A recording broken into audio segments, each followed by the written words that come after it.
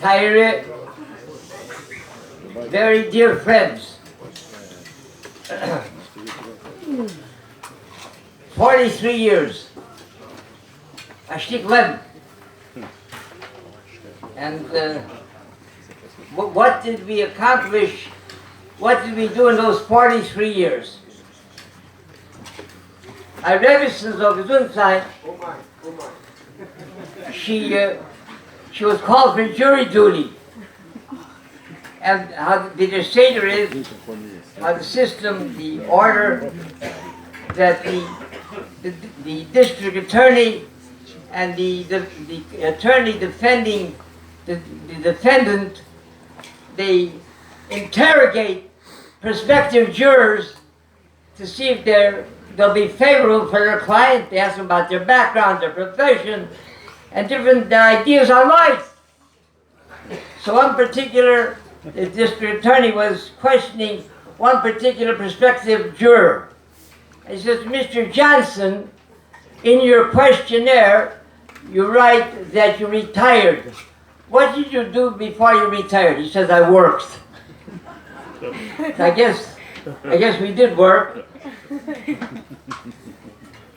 And 43 years, a long and lonely struggle and battle. And we have here a very efficient committee, program committee, that in case someone's concerned that they might be missing a word or two from my address, so they're concerned they should have it to take home. I think they printed from what I'm going to say. I think we have it here. You can hand it out to whoever wants to take it home with you. You can see what my address. You have it there, Rabbi side.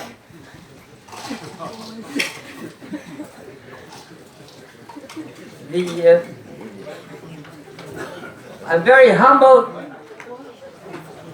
very, very humbled by this magnificent and moving tribute. But I myself, I can't imagine why in the world, how do I deserve such a magnificent tribute? I myself do not deserve it. My Rebbe says, Gesundheit, she gave away, she gave up, she invested 43 years of her life to this community, this Medrash.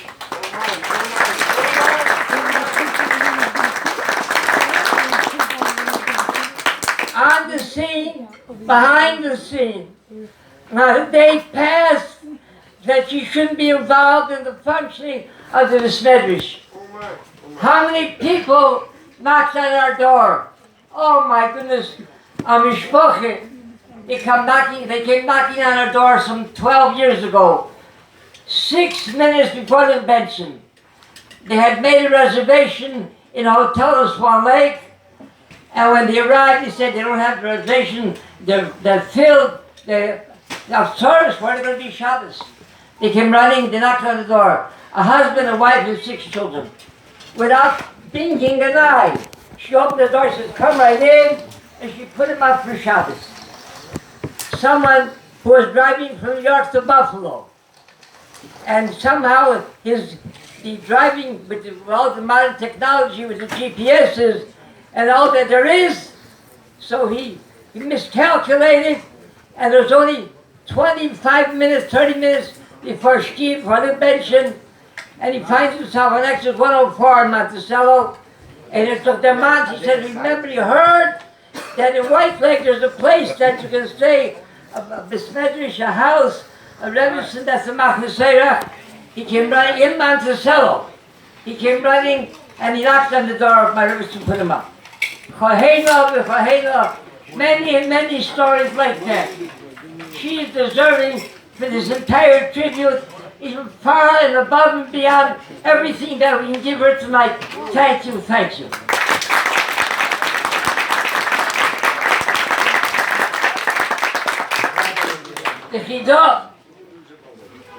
The Chidah writes that each person, when he leaves this world, he comes before the Kis Yaakov, before the Rabbi Shalom, and he's going to be judged, not how much stock he gave, not how many Blat Gemara he learned, not how much chesed he did. He's going to be judged. How did you treat your wives?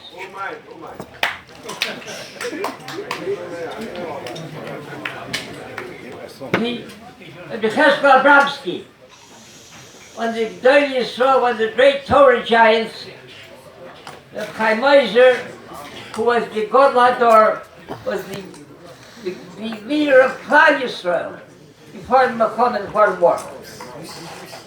He said, Cheskel, you must go to London, and there, he said, there's a horrible situation with the Shoftim that they're feeding the entire English, all the English citizens with tarfas, trade. He said, you must go there and do everything you can.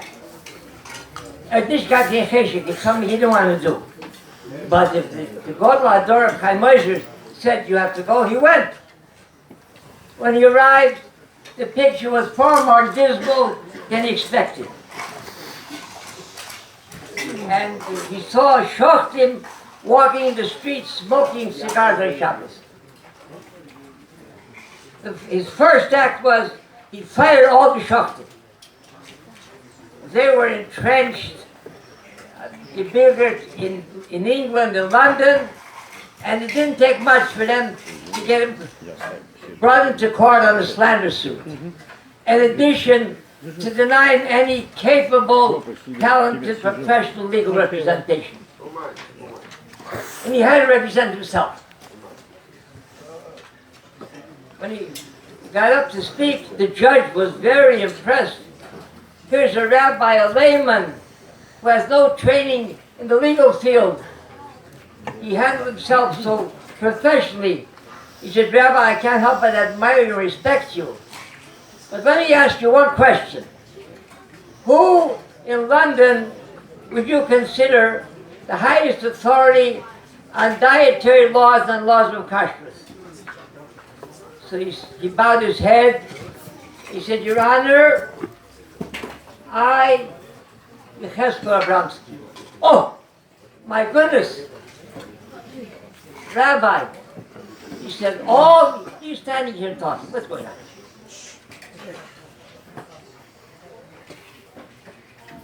Oh my goodness, all the respect that I had for you, it was vanished in a second. Aren't one of the great characteristics of a rabbi humility? He said, Your Honor, you forget that I'm under oath. I have to tell the truth. I must tell the truth. When we arrived here in 1972, what faced us, it was a summer community only. It opened its doors July 4th, and Labor Day it closed its doors. We immediately went to work to be able to expose the residents in the community of town of Bethel to an all-year an atmosphere of Torah mysteries. What were we confronted with? They had no idea of the concept of Torah mysteries and Judaism. When finally our brethren came under their control, the old city of Yerushalayim, and they were able to go to the Koisel, to the Wailing Wall, it was a moment that everyone gathered from all corners of the world, and tears were gushing from their eyes. A moment like that, for the first time in years, to be able to stand by the coastal. There was a secularist, a Yid who was very estranged from Torah mitzvahs. Everyone was crying, and he also was crying. Someone went over to me and said to me, "You, a secularist, why are you crying?" He said, "I'm crying because I don't know what to cry about." That's what we found here. Yidden that don't know what to cry about. We also found a nice neighbor, a late toy, who drove my Rebbe and me to New York for Chassidus. We arrived in Borough Park. It was 8, 9 o'clock at night in February. It was dark. And he sees a UPS truck. So he turns to me and says to me, "Rabbi, I guess in this neighborhood, in Borough Park, the UPS has to make their deliveries at night." I said, "Don, for what reason?" He said, "Well, I guess all day long they're in the synagogue." That was their hasogya, their push, what he understood about Torah mitzvahs. A Yid who was a Levi, had no idea what it means to be a Levi. We slowly brought him up, introduced him to Torah mitzvahs, and we told him you have a very special privilege on the 3 festivals in Rosh Hashanah and Kippur. He said, you will prepare the Kohen to bless the entire community. You're going to wash his hands. Who's helping me there? I have to. Please. Please, come on. So he said to me, "Rabbi," I said to him, "Jerry, here is the quart of water, and you're going to spill it on the hands of the Kohen."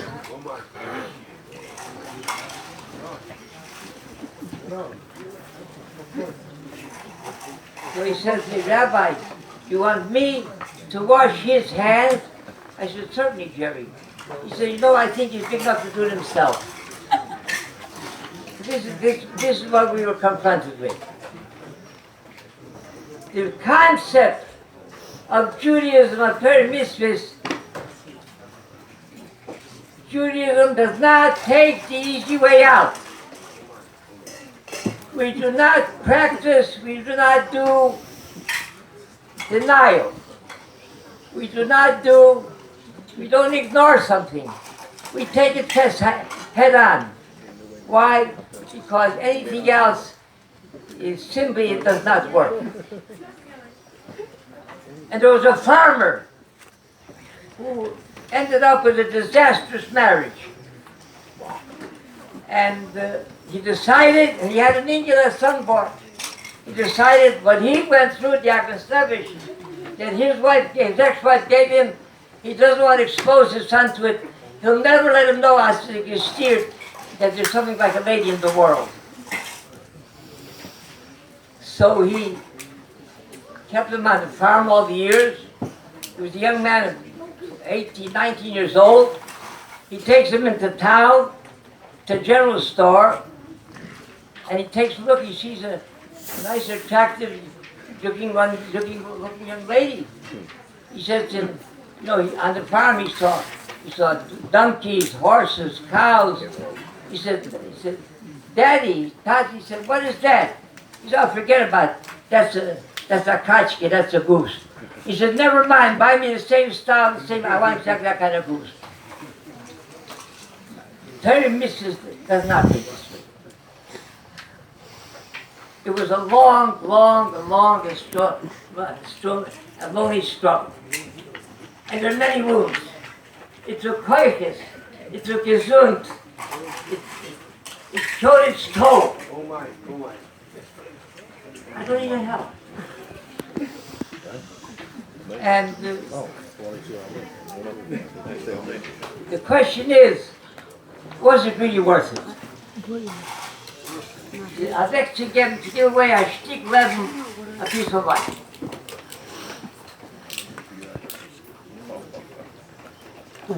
Calvin Coolidge, the President of the United States, his son came to him one time And he said, Dad, my friend Lenny, his father says the most horrible things about you. And I never heard you say anything negative, anything bad about his father. Who says it? I can't imagine what in the world he holds against me. I never did him any kind of favor. So if you're looking for gratitude to be around 45 years, 43 years, there's no gratitude. Is it worth it? If someone comes along, a young boy, 15 and a half years old,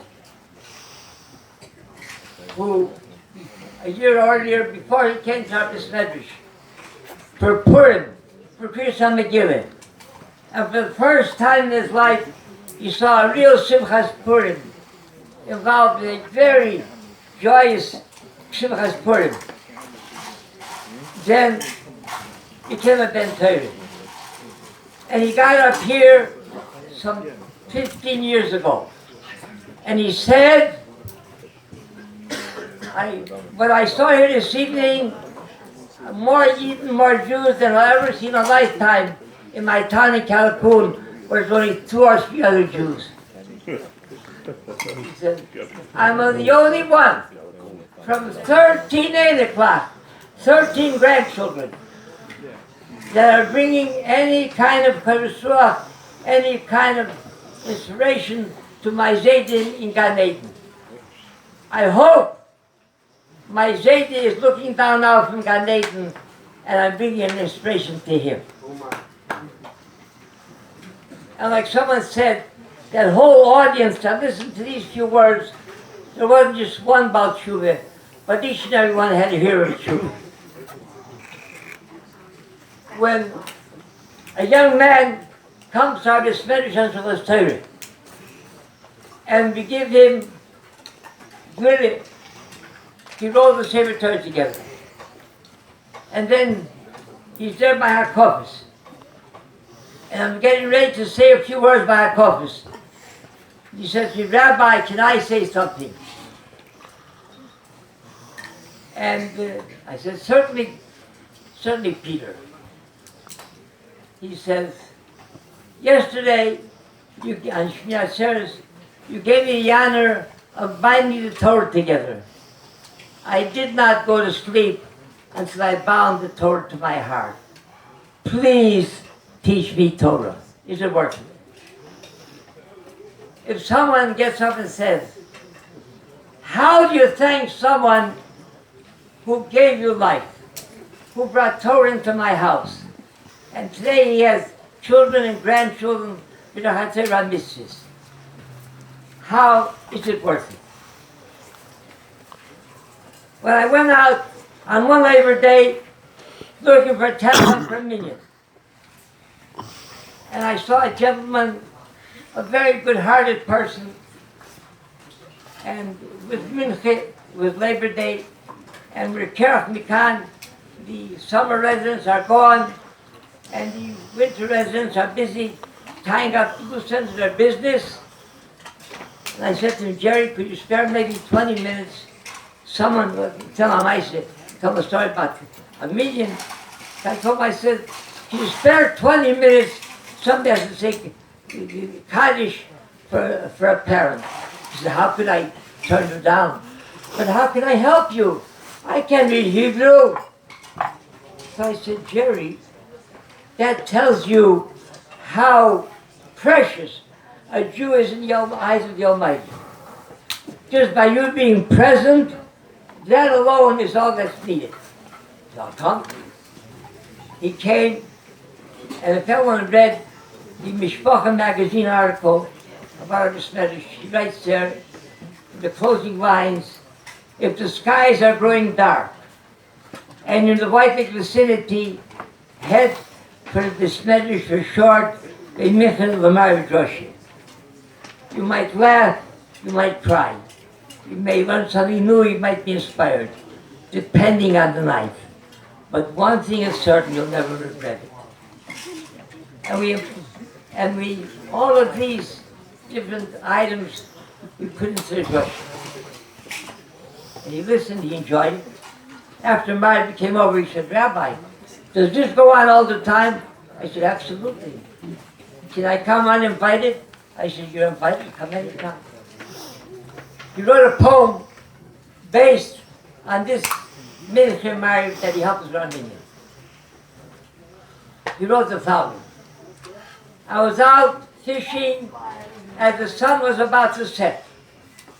For bass, for trout, for supper, something to get. The rabbi was out fishing too, but not for supper, but rather for a Jew. I laid down my rod because I was a Jew. Thank you, the rabbi, for introducing to a world so meaningful and new. And he did not. He left this world some 8 years ago. He didn't leave it until he was a completely committed, observant Yid. I would say, from all of this, we would definitely would do it again and again and again for another 43 years.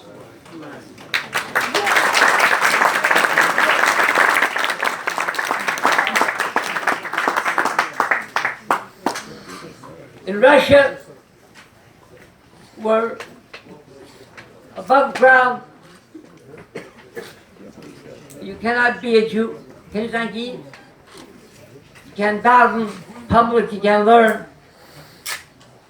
And underground, a Yiddish Talmud Chochem, someone who can instruct and influence others. He had underground when he was learning with a group of Yidden. One particular Yid who was quite overweight, and he took up more than one seat and maybe more than two. And word got out that here there's a place underground where you can learn what it means to be a Jew. And it started growing. So they approached this Yid who took up so many spaces, and he didn't seem to be gaining anything. He sat there and fell asleep. So as diplomatically and sensitively as they could, they went over to him and they said, Moshe, you know, there are other Yidden that want to come here. Would you mind maybe giving up your seat? He said, I'll tell you. A few years ago, I was in a bar, and the police came in and they raided the bar. And they found there a few criminals that were doing something illegal, and they beat them and they beat me also. I protested. I said, what do you want? I'm not part of them. I didn't do anything like that. So he said, if you're sitting with them, you're part of them. And he picked up his shirt and he showed the welts and the bruises and the beating and the marks from that beating years ago. He said, when I come before everybody's put away, I'm going to take off my shirt. I'm going to show him. Because I sat with you, I'm part of you. Each and every one here who sat with us, who helped us, who supported us, you come before the Keeps Our Covenant and you say because you sat with us, you're part of us.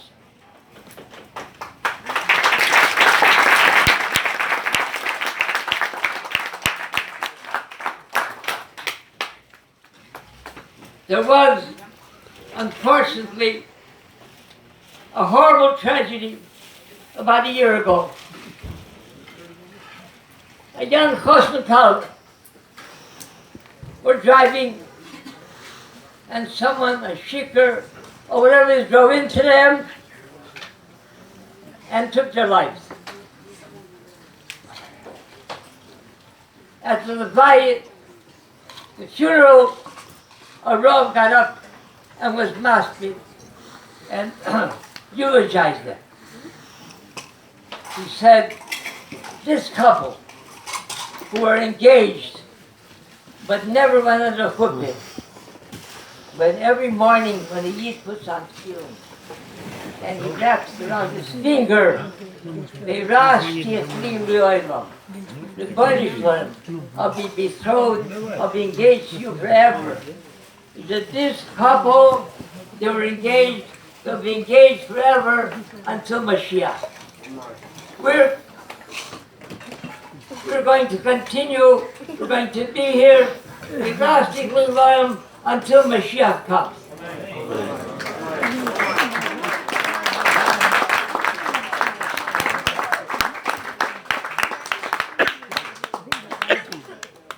There were two individuals, and also those of our dear friends that we lost over the years.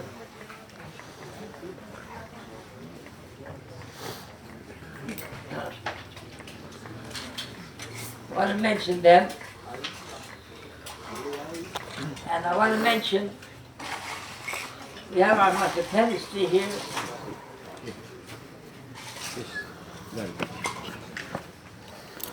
For sure.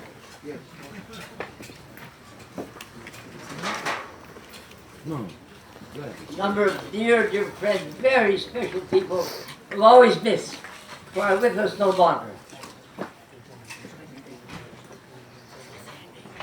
A very special, my daughter-in-law, her Bobby, Pestel, Zukarski, very special. She brought across from Hungary, from Europe, and she retold everything, a survivor, and she told everything that went on.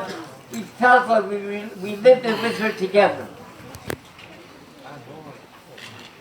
And that big churban, my goodness gracious, that big churban, we should never forget. It should always be in front of us.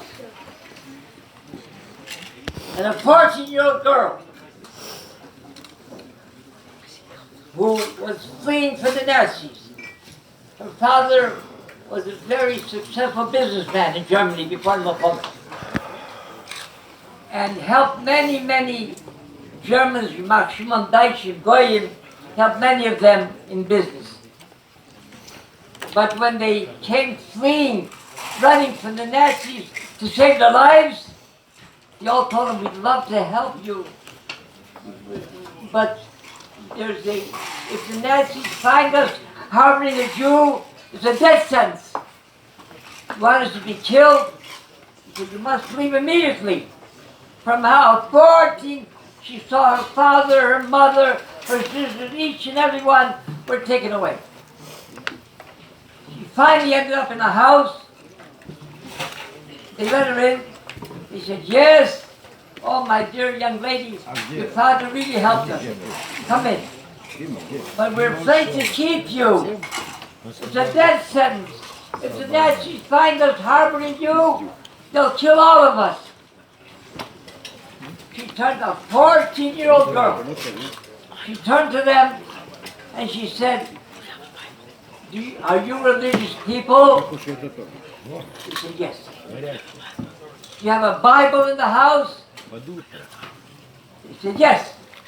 He said, bring out the Bible. I want each of you to lay your hand on the Bible. And I want you to promise me under oath. I have no other alternative now, being that you're going to chase me out. I have no alternative but to go out in the snow and to lay down there and die. I want you under oath, with your hand on the Bible, to promise me that when you come across Jews, tell them, in your backyard lies a Jewish girl, please take her and bury her between Jews. Slowly, each and every one picked up their hand from the Bible and they walked away. And that's why she saved her life. Today she's a Bobby, she's a Rabbi. One of them, the survivor, is our Mother, mother, Mrs. Pestel Zukarski. Others very dear friends. Another reason why it's so worthwhile to continue to fight, to continue to struggle, to give everything we have. We'll continue to give Leilam till Mashiach. On the Thursday night, two brothers that lost their brother, Tuvia Ben Melaveh, Gregory Weiss, Menachem Mendel, and Moshe came here Thursday night to daven, and they came Friday morning also to daven. And later I learned that they had a minion in their college. One is in a wheelchair, can't walk at all. The other has great difficulty in walking. But they wanted to make sure that whenever they can, they want to show their loyalty and their support and to strengthen our Medrash. How can you not continue? They lost their brother, Elimelech Ben Tuvia, Rabbi Weiss. Another very, very dear friend, unforgettable, the Siegel family. They lost both their father and their mother. Mr. Siegel and his wife Shirley. Shirley just passed away. Whenever I would call Mr. Siegel on the phone, I said, we're short one per million. He said, how could I say no? And he came. He was a man that was quite ill, with all sorts of handicaps, suffering from all kinds of aches and pains, with big yisurim. He said, if you call me, I must come. Shirley, this is what we lost. Shirley was the same, exactly like her husband. Oh, we have another, if I have others that we lost. Very dear friends that we'll never forget.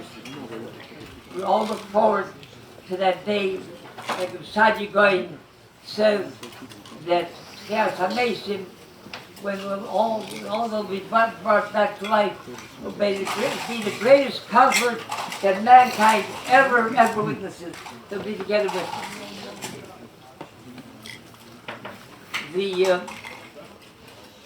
I want to thank someone who really was responsible for this turnout. The great luminary sage, O'Connell Wasserman. One day, he closed his Gemara and he ran to a businessman. He said, we haven't got what to feed the students. He said, I closed my Gemara, I closed my business. You close your business, you must come with me to raise money. We have her from our dear Carpathian friend, the Peter Steinberg. It was his cup, his sample. He said, what do you mean? What kind of guests of honor? You and your Rebbeson, and we'll get all our dear friends, our tiny hearts, and Carpathian, all of them to sponsor it. And he spent hours on the telephone. He closed his business to make sure that we should continue to operate. We should give him a hand.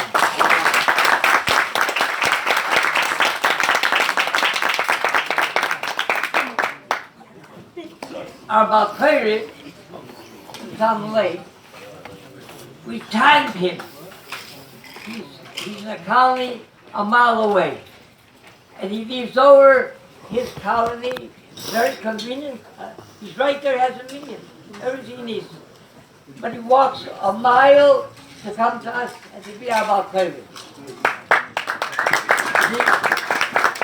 We timed him. Parshas Masas Mase, 2 big sedges. He did it in 38 minutes. Now, isn't it worth the walk? And without one mistake, isn't it worth the walk to come here on Shabbos, not to go in some kind of bubble colony where you have to correct the Balkari every other word? If you can hear it. Also, parking. We have dear friends in the Gentile world as well. Very dear friends. They respect us very much. We have to have parking for our guests in our parking lot, explaining to the business, I told the trimmer, he uses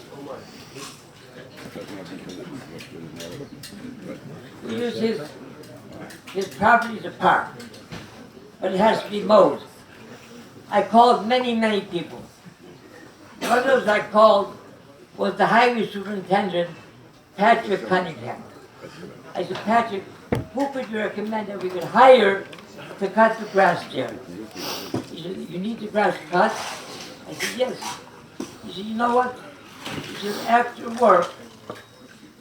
work, when I leave the town barn, I'll go home, I will go home, I'll take my own tractor, and I'll come over and I'll mow your lawn. He came over to mow lawn. We want to thank him very much. He's here now.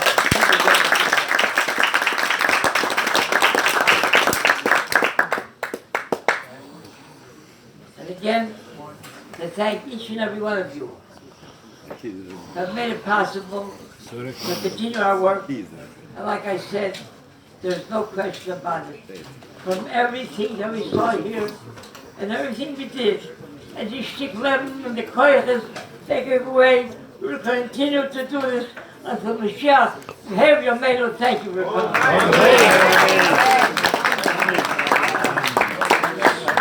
Amen. Amen. Malka.